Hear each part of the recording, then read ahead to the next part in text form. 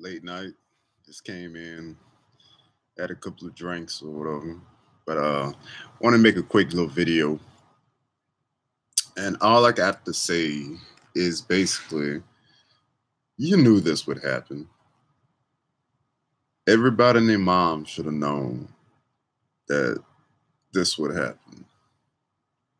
I'm watching some of the post-fight commentary, interviews or whatever they had with Whyte and Hearn over Whyte's win over Lucas Browne. And let's talk about that right fast. Let's get over that right fast. Lucas Browne came like the first round I seen, and I was just like, Lucas Browne looks horrible. The guy looked out of shape. He looked like he didn't know what the fuck he was doing in there. He was slow. He just looked lethargic and pathetic in there. Like he looked like a shot fighter. He looked like he was a shot fighter. I'm not saying that he shot or whatever, but he looked like a shot fighter that first round. I mean, he looked like he didn't even train for the fight. He looked like he was just disinterested. Like he was just going to plot through the fight or whatever. And Whyte did what he was supposed to do. This is not an indictment on Whyte. It ain't Whyte's fault that Browne came into that fight the way he did. You understand? It's not Whyte's fault whatsoever. Whyte got in there. He took care of his business. He did what he was supposed to do, you know? But Lucas Browne looked horrible. Like, not even fighting-wise. Like, when he stepped into the ring and he just looked horrible. He didn't look like a guy that prepared his best for this fight. You understand? He looked just totally out of shape. His punches were slow. You could see him a mile away. You know, didn't work a jab, hands low. You know, didn't move his head. Like, I'm like, who the fuck was training this dude, man? Could it be the fact that, you know, he wasn't on PEDs? I mean, you got to bring that up. This is a guy that, you know, had to take some time off because he popped positive for PEDs. So could it have been the drugs? You know? I hate to say it, but it's the truth. You know? You got to bring that point up. The dude looked fucking horrible, man. But, you know, Dillian Whyte did what he's supposed to do. He got rid of the guy. I picked Dillian Whyte to win the fight, regardless of the situation. You know, I didn't expect him to win by spectacular knockout, but I didn't, you know, expect him to lose it, period. You know, I came in, I wasn't really hyped for the fight. It was just basically a fight I'll watch on a Saturday afternoon for something to do, just to get a little boxing in this weekend. That's all this fight was to me. But what happened after the fight, during the post-fight press conference and stuff, that's exactly what I expected to happen. And basically what's going on is Eddie Hearn is going to use Dillian Whyte as another roadblock to keep Wilder away from Anthony Joshua. Despite, you know, the press, despite, you know, us, you know, demanding the fight with Joshua, if Joshua were to get past Parker, which I will expect Joshua to get past Parker. Despite all that, that's all it is. That's what Dillian Whyte is right now. He's just a bump in the road. And it was expected. Hearn threw it out, and expect Eddie Hearn to throw out as much money as possible to A, get that fight to happen in the UK. You know, he's gonna make sure, you know, he walks over as much money as possible for Wilder to come to the UK. This is probably a fight that's gonna happen in O2. That's if the WBC mandos it, which I expect the WBC to mando it because money talks. And like I said, Hearn is going to throw out as much money as possible for Whyte to fight Wilder next. He's going to throw as much money out there as possible for that fight to happen. So don't expect Wilder versus Joshua next. Dillian Whyte told you before he fought Browne even immediately after the fight, if you listen to what he was saying to Sky Sports, he was like, that's not going to happen next. That's not going to happen next. Motherfucker, how do you know? How do you know that this fight is not going to happen next? How do you know that Anthony Joshua and Deontay Wilder's not fighting next? Which would make all sense of the world because they both fall in the same month. And you got Eddie Hearn talking, well, Whyte is not going to fight it. Hearn is not going to, excuse me, this motherfucker fucking me up right now. But Joshua is not going to fight before June, I think he was saying, stuff like that. I was tripping on the simple fact of the matter. It was like Whyte was telling Wilder, this fight is not going to happen next. It's not going to happen next. You understand? The only reason that he could say something like that is 9 out of 10 times Eddie Hearn told him that.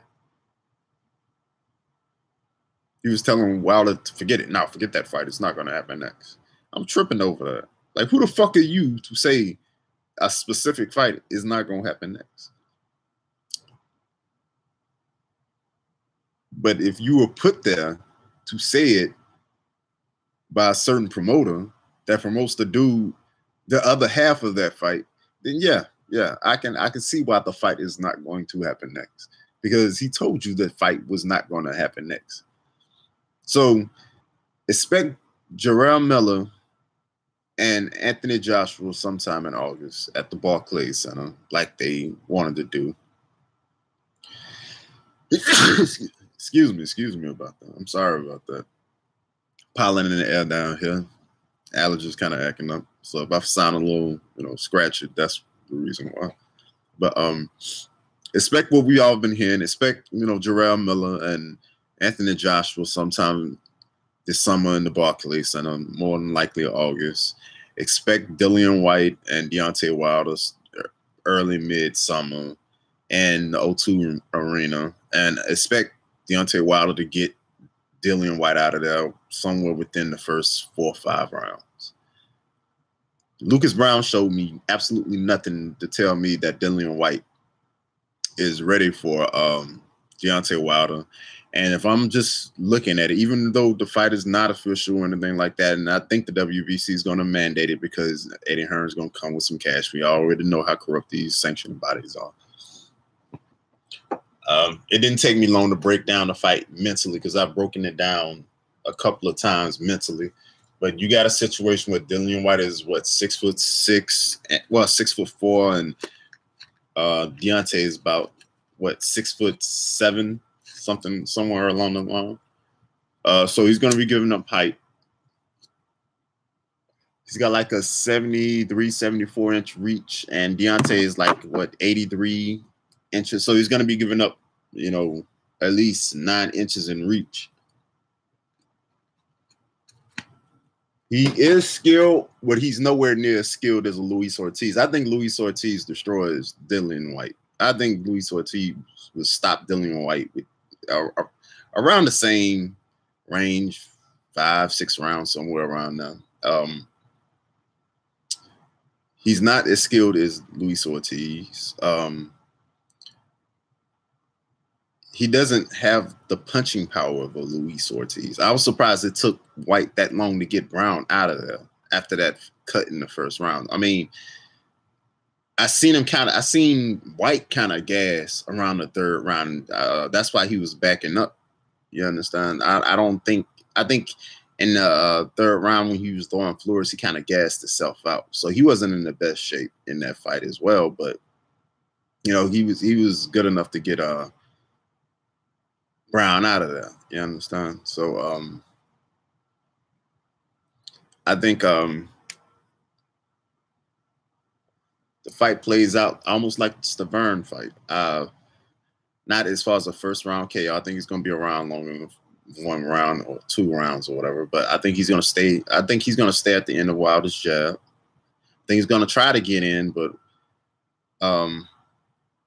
he's going to be lunging punches. Like he was easily able to counter Browne this fight. Easily able to counter Browne. And that's not going to be the case against Deontay Wilder. I think he's gonna try to get past Wilder's jab, try to get inside. I think Wilder, due to the fact that Whyte is an orthodox fighter, he's gonna have an easier time landing his jab than he did against Ortiz. He's gonna have an easier time landing that 1-2 that he likes because Whyte is an orthodox fighter. I think it's gonna be a pretty elementary fight for Deontay. You know, I think the only way Deontay loses that fight is if he, has some kind of lapse or something. I don't think Whyte punches hard enough to really affect Wilder. Like I said, I think Ortiz punches way harder than Whyte. I truly do. Like I said, I wasn't expecting much out of this Lucas Browne fight, but I don't see Whyte outboxing Deontay Wilder. I seen Whyte outboxing Lucas Browne, but I don't see Whyte just outboxing Deontay Wilder. I think early on in the fight, Whyte is going to realize, like, this is a totally different beast than what I've been in the ring with, like I said, I see Wilder getting him out of there 5-6 rounds. I doubt it goes 7, but if it goes 7, then it goes 7. I don't see him making it to the later half of the fight. And like I said, everything that happened today is what I expected. This is all Eddie Hearn wants to do right now. He wants to keep Deontay Wilder on deep freeze from Anthony Joshua. He wants to try to milk Anthony Joshua for every little pretty penny he can get. I don't think the fight with Joshua is going to be, and it shouldn't be as successful. Like, there should be no Deontay Wilder fans lined up at the Barclays Center to see Anthony Joshua fight, because all it is a roadblock from the fight that we really want to see. And unless we start doing stuff to show these promoters and these sanctioning bodies, hey, we don't want to see this bullshit. We want to see, why are you feeding us this bullshit? This is a money grab. That's what Whyte and Wilder would be. That's what Joshua and fucking Miller would be. It's a fucking money grab. You understand? I don't want to see any fucking money grabs when there's a definitive fight that I want to see. And I don't even give a fuck if it's Parker. If Parker beats Joshua, great. More power to him. Parker needs to get his ass in the ring and fight Deontay Wilder. We're sick of seeing all these stalling tactics and this, that, and the third. This is the heavyweight division. There's nowhere else to go. Nowhere else to go. So if there's one belt lingering out there for whoever wins between fucking Parker and Joshua, they should be trying to get that one fucking belt, bro. They should be trying to get that one fucking belt. Be undisputed, because you can't go anywhere else. Unless you lose weight and decide to be a cruiserweight, you can't go no fucking where else. Then all paths go to you. And that's more money for you right there. You're the undisputed heavyweight champion of the world. And if Tyson Fury ever gets his shit together, that's another money fight for you. Because then you have the lineal guy coming back, and that's a huge fight for whoever is the undisputed champion when he comes back. So my thing is, these motherfuckers need to stop beating around the bush, become undisputed. We haven't had an undisputed champion since Lennox Lewis. Become undisputed. Give the fans the fights they want to see. As much as I don't watch the UFC nowadays because, I'm just not into the shit. I'm not going to lie. Every now and then I might see a fight in the UFC that might gain some interest, but I'm not a big fan of the UFC. I can't front like I am. But as much as I say that things like that about the UFC, at least they give people fights they want to see. That's why they're still going today, because they know the fights that people want to see and they produce those fights. Boxing, not always happens. You'll have 3-4 fights before, that one fight we're trying to see. The one fight. Everybody knows the fight. These promoters know the fight. Everybody knows these fights. But they'll have 3-4 fights before to get to the actual fight that everybody fucking wants to see. It's fucking ridiculous. It shouldn't be like that. It shouldn't be like that, especially in the fucking heavyweight division. Like I said, there's nowhere for any of these guys to go. Nowhere. The only place they can go is to each other. It's the last division in boxing. You can't go any higher than the heavyweight division. Like I said, you can lose weight, but I don't see any of these guys trying to drop down to 200 pounds. So, you know, what's the holdup? What's the stall? Go get your money against the guys that you know you should be fighting. But long story short, I seen this happening a mile away. I seen the results of the fight and the outcome of the fight happening. Like I said, not in spectacular fashion that it happened, but it was a foregone conclusion Whyte was going to win the fight. And it was a foregone conclusion that Hearn was going to use Whyte as a road bump in trying to make Joshua versus Wilder, and that's exactly what's happening right now. And I'm expecting WBC to make Wilder's mandatory. And like I said, we all know why that's going to happen. So everything that happened, I just literally expected. I'm out. I'll holler at y'all next time.